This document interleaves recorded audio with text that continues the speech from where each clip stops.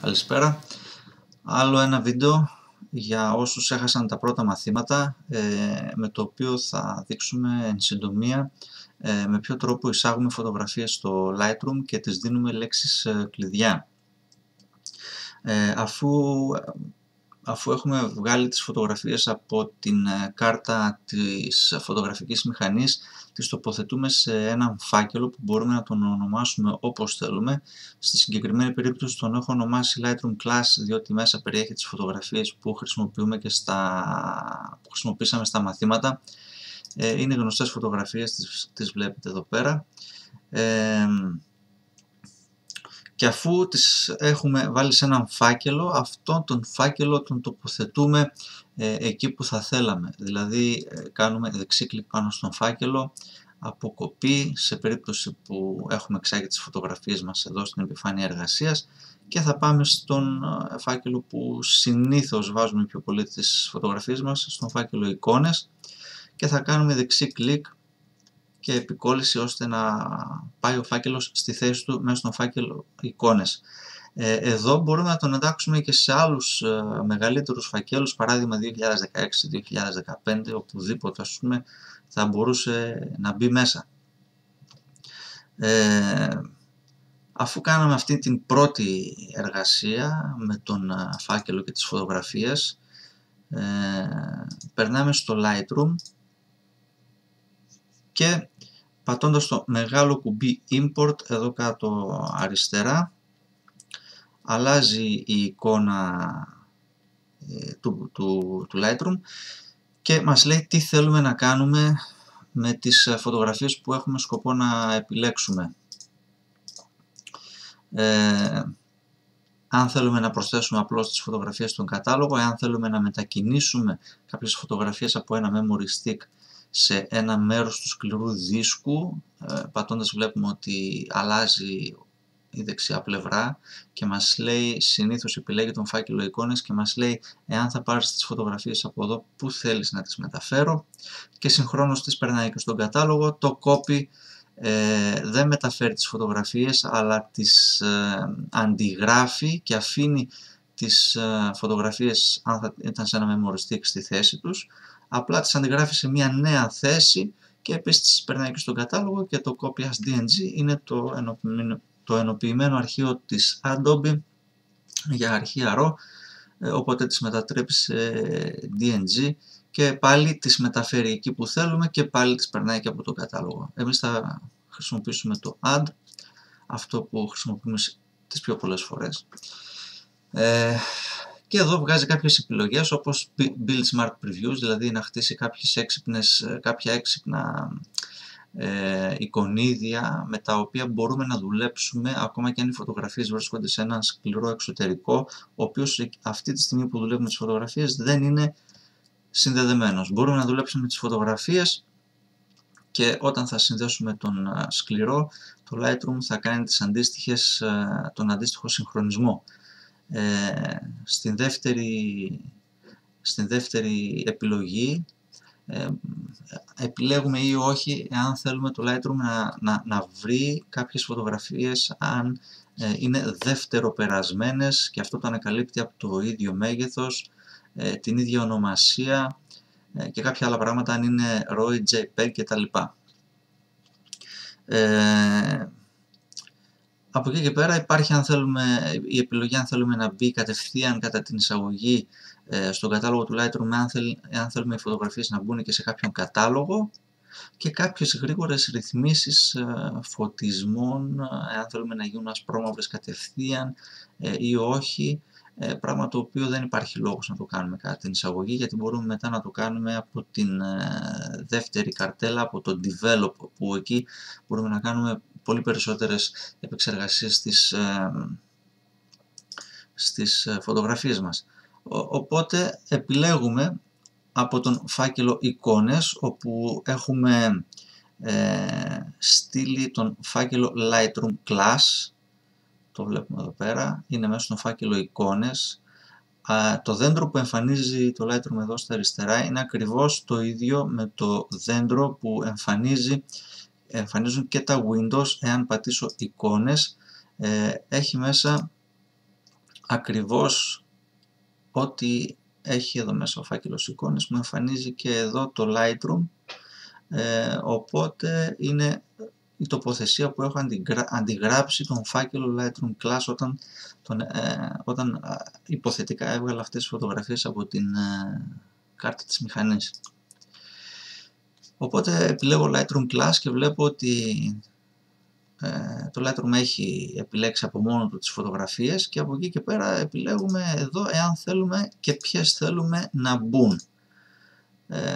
Check all ή uncheck all, επιλέγει και αποεπιλέγει και πατώντας το μεγάλο κουμπί Import το Lightroom περνάει τις φωτογραφίες στον κατάλογο του.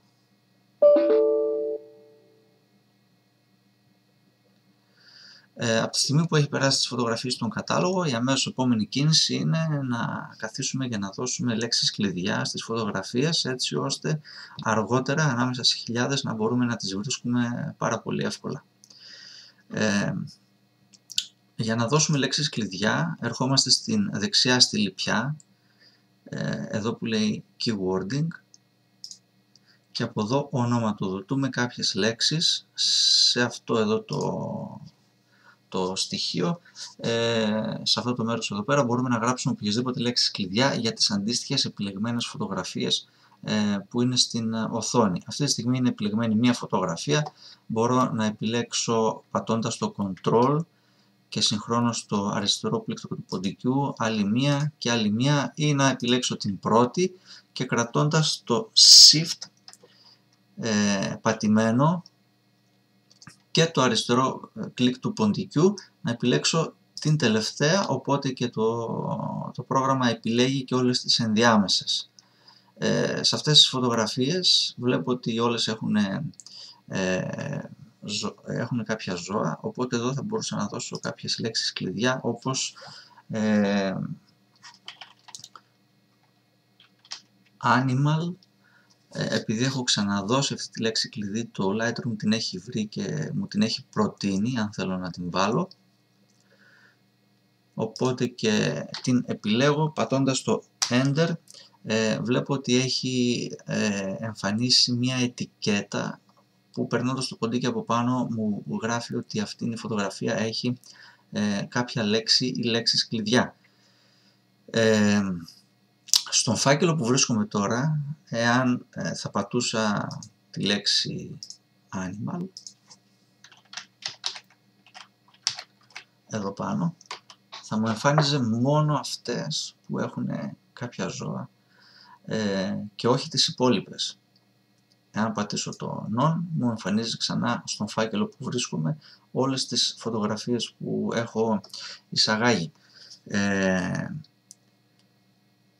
Κάτι άλλο που θα ήθελα να πω για τις λέξεις κλειδιά είναι ότι μπορώ να τις βρω και από το keyword list που μου εμφανίζει όλες τις λέξεις κλειδιά που έχω δώσει και πόσες φωτογραφίες υπάγονται σε αυτές τις λέξεις κλειδιά. Παράδειγμα, έχω ονοματοδοτήσει σαν ασπρόμαυρες 271 φωτογραφίες και αν πατήσω αυτό το βελάκι εδώ πέρα θα μου τις εμφανίσει όλες εδώ μπροστά. Έχω 15 λέξεις κλειδιά με πουλιά και ούτω καθεξής. Στο αριστερό μέρος εμφανίζει επίσης κάποιο tick, διότι κάποιες φωτογραφίες ενδέχεται να έχουν παραπάνω από μία λέξη κλειδιά. Αν δηλαδή σε αυτές τις φωτογραφίες είχα δώσει ακόμα μία λέξη κλειδί, παράδειγμα Χριστούγεννα, τότε εδώ πέρα θα είχε ένα tick εδώ και ένα tick ακόμα εκεί που ενδεχομένως να γράφω Χριστούγεννα. Αυτός είναι κάποιος άλλος τρόπος για να βρίσκω γρήγορα κάποιες φωτογραφίες με τις λέξεις κλειδιά.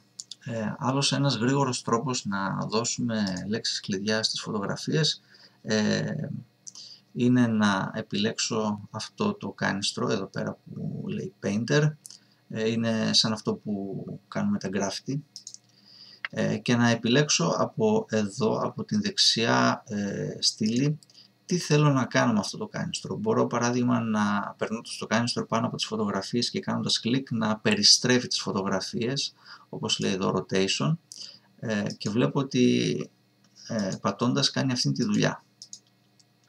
Εμείς όμως δεν θέλουμε να κάνουμε αυτό, θέλουμε να δώσουμε keywords που είναι το πρώτο, οι λέξεις κλειδιά, και πατώντας εδώ αριστερά μπορώ να δώσω παράδειγμα κάποιες λέξεις κλειδιά όπως Βόλος, να πατήσω Enter και έχει πάρει τη λέξη Βόλος. Πατώντας τώρα το κάνιστρο πάνω στις φωτογραφίες και τραβώντας το, βλέπω ότι βγάζει ένα πλαίσιο γύρω-γύρω που σημαίνει ότι περνάει σε όλες αυτές τις φωτογραφίες τη λέξη κλειδί που θέλω.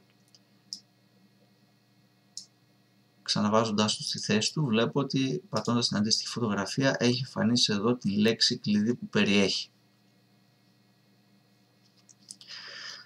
Αυτός είναι ένας πιο γρήγορος τρόπος να δώσω λέξεις κλειδιά μαζικά σε φωτογραφίες που εμφανίζονται ενδεχομένως στην οθόνη μου όλες μαζί, αντί να κάθομαι και να γράφω για μία-μία τις λέξεις. Ένας άλλος γρήγορος τρόπος είναι το Lightroom μου εμφανίζει εδώ πέρα μία μπάρα με 9 λέξεις που έχω χρησιμοποιήσει πιο συχνά τον τελευταίο καιρό, και πατώντας στην κάθε μία επάνω μπορεί να την περάσει στην επιλεγμένη φωτογραφία. Παράδειγμα, αν πατήσω, κάνω κλικ εδώ, personal, σε αυτήν τη φωτογραφία έχει περάσει και αυτήν την λέξη κλειδί. Αυτά για το import των φωτογραφιών στο Lightroom. Από εκεί και πέρα και κάτι ακόμα πολύ σύντομο για τις collection. Εάν αυτές τις φωτογραφίες θα ήθελα να τις περάξω σε μια collection, το πιο εύκολο που θα μπορούσα να κάνω θα ήταν να πατήσω αυτό το συν εδώ πέρα, να δημιουργήσω μια collection, να την ονοματίσω σαν α1 εν συντομία, και βλέπω ότι έχει εμφανίσει εδώ μία collection με 0 φωτογραφίες μέσα και το όνομα που έχω δώσει. Επιλέγοντας τώρα όλες τις φωτογραφίες αυτές, μπορώ να τις τραβήξω, πιάνοντάς τις όχι από το λευκό πλαίσιο, αλλά από το σώμα της φωτογραφίας μέσα, κρατώντας πατημένο το αριστερό κλικ του ποντικού και τραβώντας τις, μπορώ να τις περάσω εδώ στο α1 και μου λέει ότι η collection α1 έχει μέσα 18 φωτογραφίες, αυτές που έχω περάσει μέσα στην collection. Μπορώ με αυτόν τον πολύ εύκολο τρόπο εδώ να κάνω όσες collection θέλω, να τις ονοματοδοτήσω και να έχω μέσα τις φωτογραφίες πολύ έτσι οργανωμένα και ωραία. Αυτά εν συντομία για το import των φωτογραφιών, τις λέξεις κλειδιά και την δημιουργία συλλογών, collections. Τα λέμε στο επόμενο μάθημα, στο επόμενο βίντεο που ενδεχομένως να είναι για τα presets. Καληνύχτα.